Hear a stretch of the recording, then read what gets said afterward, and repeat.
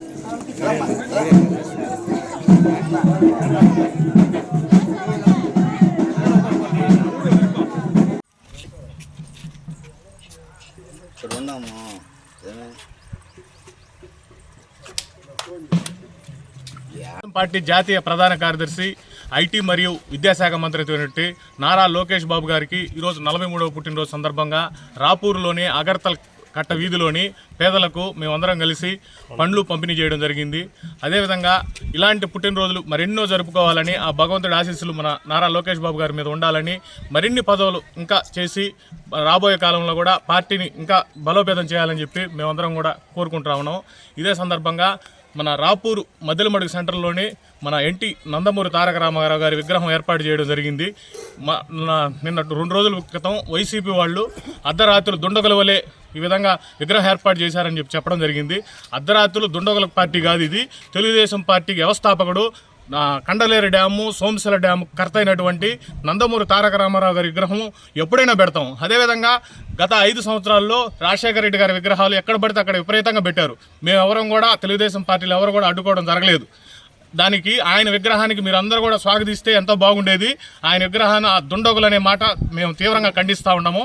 ఆయన విగ్రహం పగలైనదే కాదు, రాత్రి కాదు, మాకు అక్కడి నుంచి రావడం, ఆ టయానికి ఏలూరు నుంచి బయలుదేరి ఆ టయానికి చేరడం జరిగింది. ఆ టైంలో ట్రాఫిక్ ఉండదు కాబట్టి మేమంతా కూడా క్లియర్ చేసుకొని ఆ టైంలో పెట్టడం జరిగింది. దీనికి మేమందరం కూడా వైసీపీ వ్యాఖ్యలు మేము తీవ్రంగా ఖండిస్తూ ఉన్నాము. ఆయన విగ్రహం, ఆయన యుగ పురుషుడు, ఆయన విగ్రహాన్ని మీరు ఎవరు కూడా ఆపడం అనేది జరగకూడదు. దీనికి మేమంతా కూడా ఖండిస్తూ ఉన్నాం.